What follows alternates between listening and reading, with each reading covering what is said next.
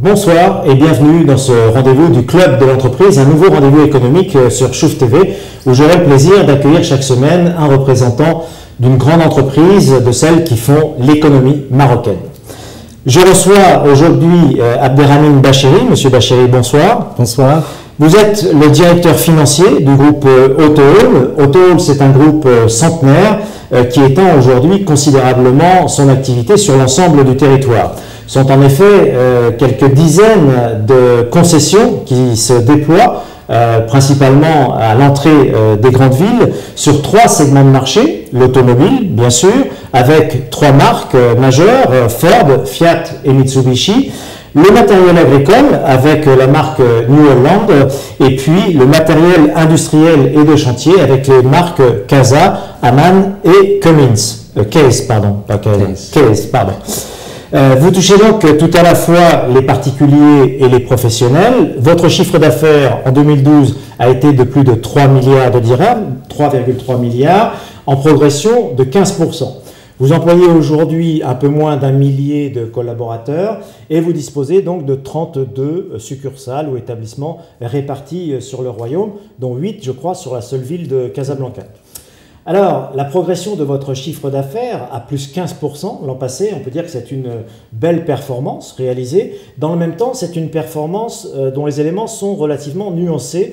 Ma première question sera donc comment appréciez-vous ces résultats et votre activité globalement au cours de l'année écoulée? Tout d'abord, je dois vous remercier, Monsieur Loiseau, de l'invitation. Donc, merci beaucoup de nous faire participer à cet événement et cette émission économique.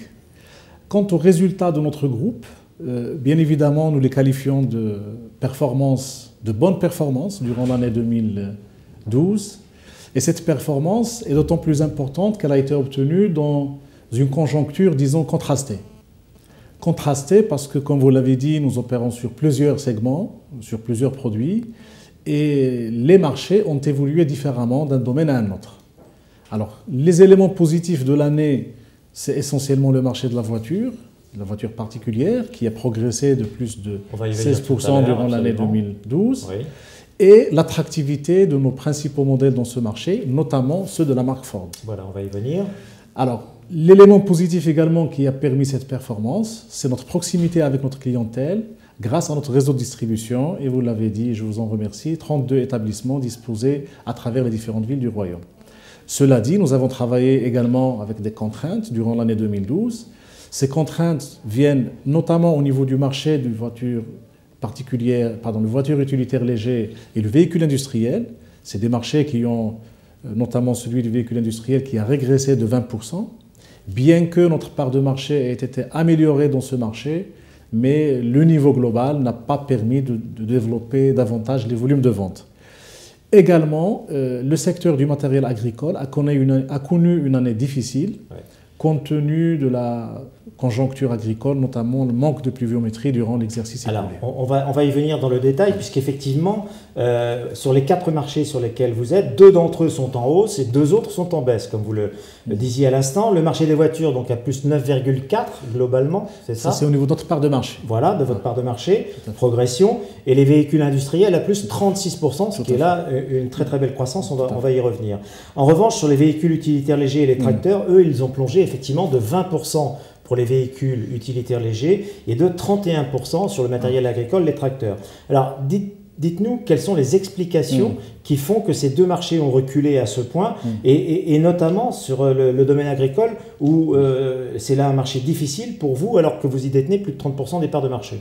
Alors, je reprends. Donc, pour le marché du véhicule utilitaire léger, globalement, il a stagné.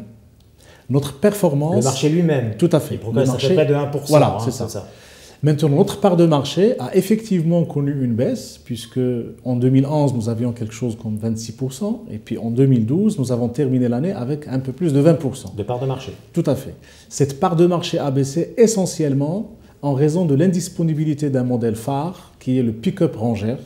Et c'est un pick-up qui était arrêté par le constructeur, donc durant l'exercice 2012, ce qui a permis, malgré la performance de Mitsubishi qui couvre également ce marché avec le pick-up L200, que notre part de marché termine l'année en baisse. Cela dit, ce pick-up rangeur est maintenant à notre disposition depuis décembre 2012. Et donc en 2013, Inch'Allah, on reprendra notre position dans ce marché. Et sur le marché agricole, comment expliquer ce recul important? Alors, le marché agricole, comme je vous l'ai dit, le marché a baissé quelque chose comme 20% à cause de manque de pluie. Et c'est bien connu chez nous, quand il n'y a pas de pluie, les agriculteurs n'investissent plus. Et ça vaut pour l'ensemble des opérateurs du marché. Alors nous, notre part de marché n'a pas baissé de 20%, mais elle a pratiquement stagné à 31% contre 32% l'année dernière. Nous restons leaders de ce marché depuis de longues années, autour de 30% de part de marché. Très bien.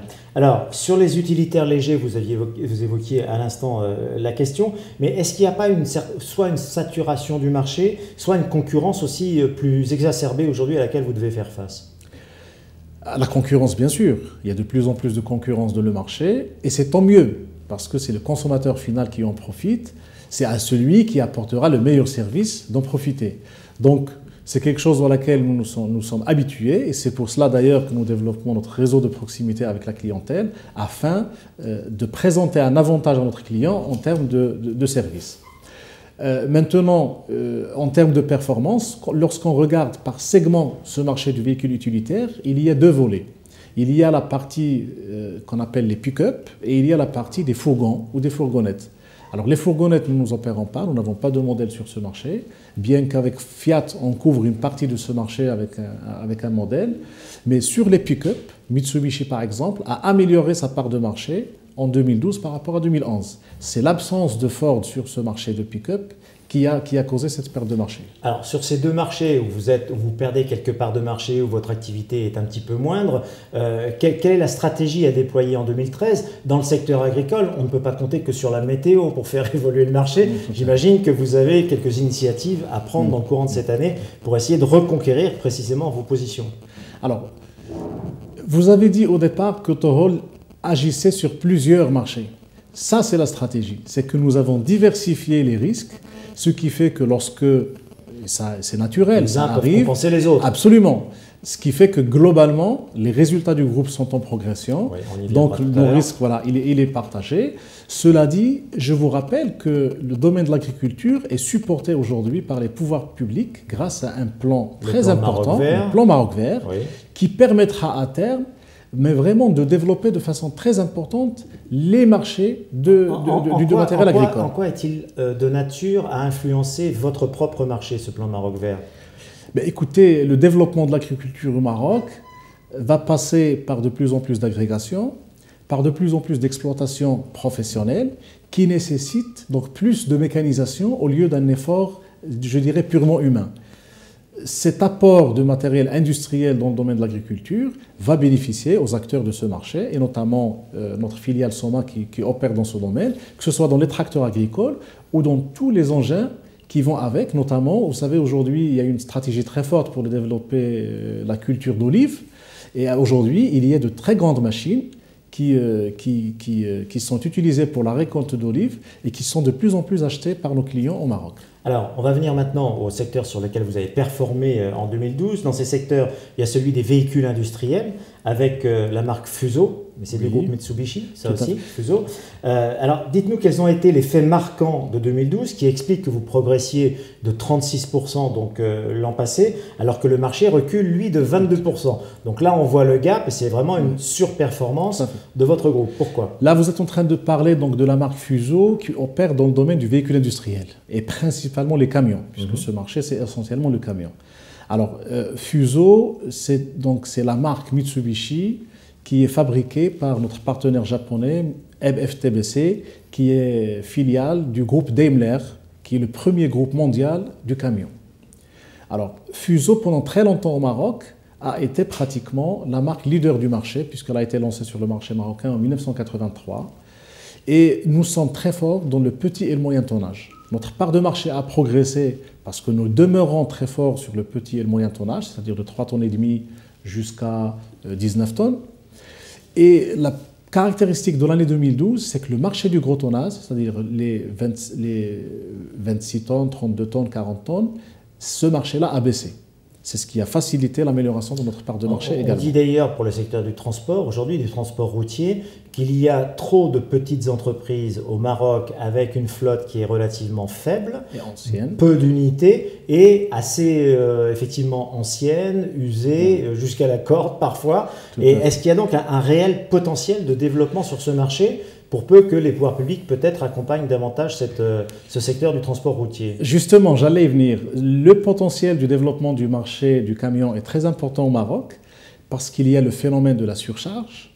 Aujourd'hui, les pouvoirs publics ont lancé une politique audacieuse, grâce à une réforme qui date de 2003 d'ailleurs, sur donc professionnalisation du secteur du transport de marchandises. Pas encore les personnes, mais le transport de marchandises.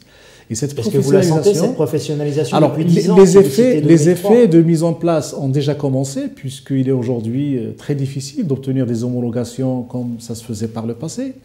Et il y a de plus en plus de contrôles qui vont venir sur la route pour vérifier que les opérateurs respectent la charge admise. Et si cette politique est appliquée en l'état, elle permettra, puisque le volume de la marchandise transportée ne cesse d'augmenter, elle permettra automatiquement d'augmenter le nombre d'unités qui circulent, voire le nombre d'unités qui ont un tonnage supérieur.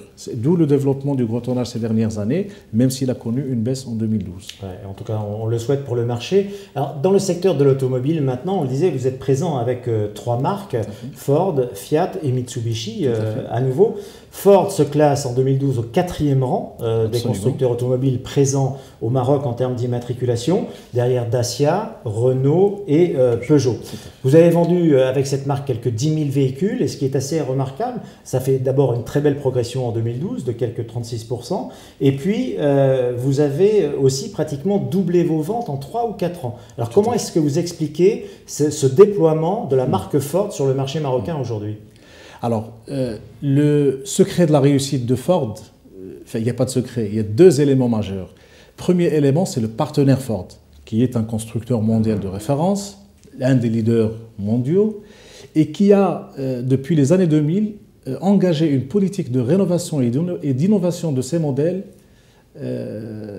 très très importante. Donc c'est l'innovation et le renouvellement de l'offre. De produits aujourd'hui très performants sur le plan de chaque modèle, et c'est aussi des véhicules qui bénéficient d'une technologie innovante. Donc ça, c'est le premier élément, le soutien du partenaire et sa mise à disposition de nouveaux modèles en temps adéquat au marché marocain.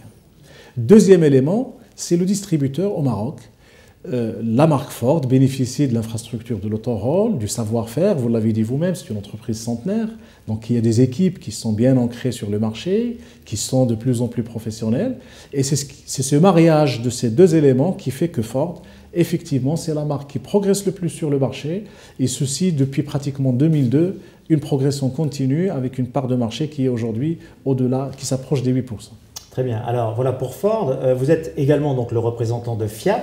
Et là, vous pointez à la 7e place, juste devant Citroën en 2012, que vous avez même doublé donc l'année dernière, puisque l'année précédente, en 2011, Citroën était devant vous. Il y a eu à peu près 6200 immatriculations, une progression de plus de 55%. C'est la plus belle progression sur le marché de l'automobile en 2012. Qu'est-ce qui explique là aussi? Alors ne me dites pas que Fiat est un partenaire exceptionnel, qu'il y a eu un renouvellement de gamme, parce que vous allez vous répéter avec Ford, peut-être que vous allez vous fâcher avec Ford. Qu'est-ce qui explique la spécificité de Fiat? C'est un peu différent. Alors tous les partenariats que vous avez évoqués jusqu'à présent, nous sommes importateurs exclusifs et distributeurs au Maroc. Pour Fiat, c'est un partenariat particulier. D'abord, Fiat, c'est un partenaire historique puisque nous avons commercialisé les Fiat depuis les années 50 et 60. Et Fiat a été présent à un certain moment dans le capital d'Autohall. Mais avec Fiat, il y a une filiale de Fiat qui est présente au Maroc et c'est elle qui importe les véhicules et les distribue au Maroc à travers un réseau de concessionnaires. Et nous, en tant qu'Autohall, nous sommes un des distributeurs de Fiat. Nous opérons sur 10 villes. Donc, je me garderai bien de parler de la performance de Fiat sur le plan national, qui était très bon durant l'année 2012. Mais ce que je peux vous dire, c'est que ce partenariat que nous avons avec Fiat est appelé à se développer dans le futur, de façon à ce que l'on donne également à Fiat la meilleure progression possible, comme celle que nous avons vue pour Ford. Alors, je le disais en début de cet entretien, Autohall on va dire, c'est une marque qui est quand même bien visible, puisque quand on voyage à l'intérieur du royaume, on voit ces grands centres d'exposition, généralement à l'entrée des villes, avec beaucoup d'espace autour et un volume de mètres carrés très important pour pouvoir exposer l'ensemble de vos produits. Où en êtes-vous justement dans le déploiement de ces établissements et de ces succursales aujourd'hui? Alors là, vous abordez un axe important de la stratégie de développement du groupe Autohall. Nous avons la particularité de l'ensemble des opérateurs automobiles au Maroc d'avoir notre propre réseau de distribution. Nous ne faisons pas appel aux concessionnaires qui distribuent dans différentes villes. Donc nous sommes présents nous-mêmes par nos propres locaux et par nos propres ressources humaines. Et ça nous donne un élément très important qui est la maîtrise de la relation avec le client. C'est les mêmes process, c'est les mêmes systèmes de gestion et c'est les mêmes moyens et ressources qui sont mis à la disposition de notre clientèle partout au Maroc. Le client qui se présente à Dakhla, ou à Agadir, ou à Oujda, ou à Casablanca, il a le même service. Donc c'est un axe important dans notre stratégie de développement. Nous avons, vous l'avez dit tout à l'heure, 32 succursales opérationnelles. Il y a 2 sites qui vont ouvrir bientôt, un à Agadir et un à Rabat dont les travaux viennent d'être lancés. Et nous avons donc un programme de développement sur les 2-3 prochaines années pour arriver à 60 sites. Et au-delà, peut-être arriver un jour à 100 sites. Justement, vous aviez annoncé un programme important d'investissement sur la période 2012-2015 qui représentait à peu près 450 millions de dirhams de programme d'investissement. Alors vous allez me dire si je me trompe, mais vous n'en avez engagé que 64 millions, un peu plus de 60 millions en 2012, ce qui représente seulement 14%. Alors est-ce que ça veut dire que vous avez été freiné dans votre programme d'investissement en 2012 et pourquoi auriez-vous été freiné? Donnez-nous les éléments. Et est-ce qu'il faut s'attendre à une accélération de ce programme d'investissement maintenant pour les 3 prochaines années pour arriver à l'engagement des 450 millions qui étaient prévus? Alors, au niveau des investissements, je rappelle que la période 2008, 2012, 2011, nous avions investi quelque chose comme 600 millions de dirhams, entièrement autofinancés par les moyens financiers de l'Autohall. Pour les 3 années qui viennent, le conseil d'administration a accordé un budget de 450 millions de dirhams, sur lequel 64 millions ont été engagés en 2012 et le reste suivra. Il y a des projets importants à Casablanca qui sont de l'ordre de centaines de millions de dirhams qui vont venir et puis il suffit d'engager un projet à Casablanca pour que l'enveloppe des 450 millions de dirhams soit consommée très rapidement. Et vous arrivez encore à trouver du foncier sur Casablanca pour pouvoir vous implanter? Alors, nous avons une recherche permanente des opportunités qui se présentent. Nous avons déjà plus de 8 sites à Casablanca, vous l'avez signalé. Et nous avons acquis dernièrement un terrain d'une superficie supérieure à 9 hectares, qui est l'ancienne usine de Goodyear. Et nous avons une option pour l'acquisition de l'ancienne usine de Volvo, de Saïda Star Auto, donc sur le périphérique qui mène vers Rabat. Donc c'est un complexe qui pourrait faire une vingtaine de hectares et que le groupe pourrait développer à l'avenir par des projets d'investissement importants. Alors on regardera ensemble sur l'écran tout à l'heure les implantations sur lesquelles vous êtes, la répartition géographique de vos implantations. Y a-t-il encore des zones sur lesquelles vous ne seriez pas présent et en revanche vous souhaiteriez l'être et quels sont les projets en la matière? Est-ce que vous avez déjà soit des recherches de terrain en cours, soit des réservations qui ont été faites et qui s'inscriront dans le cadre du plan de développement? Alors, quand je parlais tout à l'heure des 60 sites, pratiquement entre 34 et 60, il reste quelque chose comme 26 sites. Ils sont aujourd'hui pratiquement tous identifiés. Et dans une dizaine, les terrains sont déjà achetés ou en cours d'achat. Et compte tenu de la superficie du territoire national, il y a bien évidemment des endroits où nous ne sommes pas encore présents et nous allons encore être présents. Alors aujourd'hui, nous sommes présents à Dakhla, donc c'est à signaler. Dans la région d'Agadir, nous avons pas mal de projets de développement du côté de certaines villes comme Tizni, Taroudon, également à Agadir, puisque Agadir c'est un grand centre. Il y a aussi des endroits vers Ouarzazat, Rachidia, il y a le Husseima, avec l'offre complète de voilà. vos marques. Donc là où il y a notre matériel qui circule, là où il y a notre clientèle, on ira à côté de notre clientèle. Ce qui est important pour nous, c'est que le client fasse le moins de kilométrage possible pour trouver son distributeur Autohall et pour avoir le meilleur service à sa proximité. Alors, j'ai regardé vos résultats financiers sur l'année 2012 que vous avez présenté tout récemment. Et en essayant d'analyser un petit peu ça, on s'aperçoit à la fois que votre résultat net, qui est toujours positif, puisqu'il est de l'ordre de 200 millions, un peu plus de 200 millions en 2012, et votre cours de bourse, qui s'est situé un peu inférieur à 70 dirhams dans le courant de l'année 2012, ces deux éléments-là ont été pratiquement divisés par deux depuis 2007 ou 2008. Alors comment est-ce que vous expliquez cette évolution de voir tout à la fois votre résultat net par deux groupes et votre cours de bourse divisé par deux? Mais écoutez, ce que je peux vous dire et parler des performances d'Auto-Hall que je connais bien, au niveau de la bourse, je ne vous cache pas que je ne suis pas un spécialiste, donc je me garderai bien de donner des réflexions à ce niveau. Cela dit, je vous fais remarquer que la bourse de Casablanca est maintenant dans un cycle baissier depuis pratiquement 5 ans. Tout à fait. Et il y a un facteur psychologique qui joue beaucoup. Vous n'êtes pas le seul à souffrir. Voilà, donc il y a un facteur psychologique au niveau des investisseurs, au niveau de la bourse. Ce que je peux dire, c'est que l'ensemble des sociétés qui s'occupent de ce domaine au niveau des analyses financières et des recommandations et qui font des études sur les titres, les études qui sont sorties jusqu'à présent sur Auto-Hall ont tous recommandé l'action à l'achat et ont placé le niveau cible largement supérieur au niveau actuel. Donc je vous conseille d'en acheter, c'est une très bonne affaire. Et de voir votre valeur divisée par deux quand même, parce que j'allais dire, les gens qui gèrent un petit portefeuille d'actions, ça leur fait quand même mal de voir l'action divisée par deux. Mais je pense que c'est le moment d'acheter, parce qu'ils feront de très bonnes affaires. Voilà, sur les espoirs que vous fondez sur le développement. Absolument, c'est à conseiller, tout à fait. Alors, votre activité, elle s'inscrit, vous le disiez d'ailleurs tout à l'heure, dans un environnement économique qui n'est pas forcément aujourd'hui extrêmement favorable. Et dans cet environnement économique, il y a notamment la difficulté d'accéder au crédit pour les particuliers. Est-ce que vous vous heurtez vous-même à ce type de difficulté de la part de clients potentiels qui viennent vous voir et qui disent et qui finalement renoncent à un acte d'achat parce qu'ils ont du mal à trouver le crédit nécessaire? Et est-ce que vous êtes en mesure de leur proposer des solutions parallèlement à l'offre des banques ou des sociétés de crédit? Alors, ce qu'on peut dire au niveau de la conjoncture, c'est que globalement, la tendance est positive. Il y a des facteurs conjoncturels de temps en temps, année par année, des contraintes, etc. Mais ces contraintes, nous vivons avec. Ce qui est important, c'est que le secteur de l'automobile, de la distribution du matériel agricole, est porteur sur le long terme au Maroc, puisque le nombre de véhicules par habitant est très faible comparativement à des pays moins développés que le Maroc. L'âge du parc circulant est très élevé, et donc il y a des programmes d'ailleurs probablement des pouvoirs publics pour abaisser cet âge.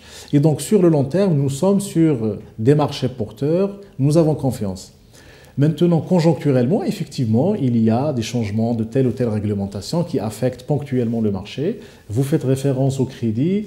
Il y a eu à la fin de l'année une disposition dans la nouvelle loi de finances concernant les sociétés de financement au niveau de la valeur résiduelle, donc avec une obligation de payer, de soumettre ce prix-là à la TVA. Ça c'est pour la location principalement, non? Alors tous les clients qui achètent leur véhicule par un financement de ce qu'on appelle LOA, oui. Voilà, avaient en réalité une valeur résiduelle assez élevée.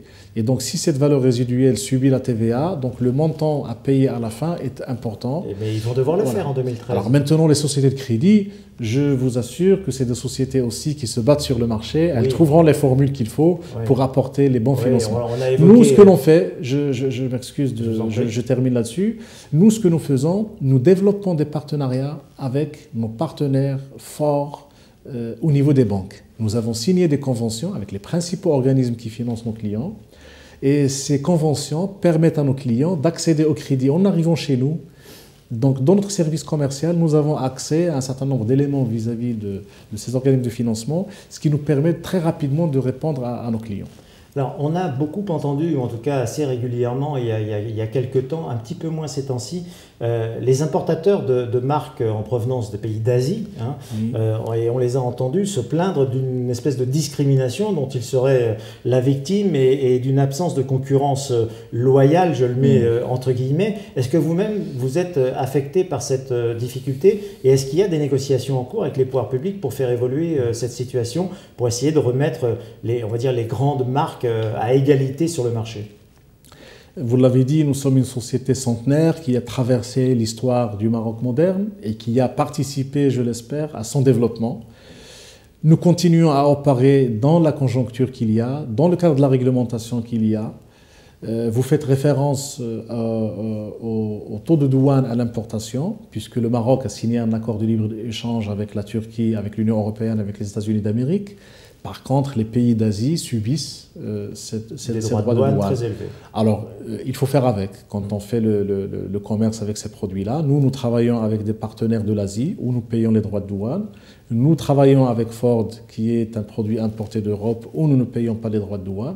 On considère que ça fait partie des éléments du marché. Il faut faire face avec nos propres moyens. Néanmoins, est-ce que ça vous pénalise ou est-ce que finalement vous vous en arrangez alors, ça pénalise Mitsubishi d'un côté, mais pas beaucoup, puisque est-ce que vous iriez jusqu'à baisser votre marge bénéficiaire sur les véhicules en provenance justement des pays d'Asie et puis en maintenant une marge plus confortable, on va dire, sur des produits en provenance de l'Union européenne? Ça a déjà été le cas, puisque la baisse de marge provient à la fois de la pression de la concurrence, et donc c'est pour ça que je disais tout à l'heure, c'est au bénéfice du consommateur, puisqu'il bénéficie de meilleurs prix, mais aussi, et ça je ne l'ai pas dit au départ, les contraintes que nous avons subies, nous avons continué à subir le niveau du yen, puisque nous importons une grande partie de notre activité de l'Asie, donc le yen japonais était en 2008 autour de 7 dirhams les 100 yens.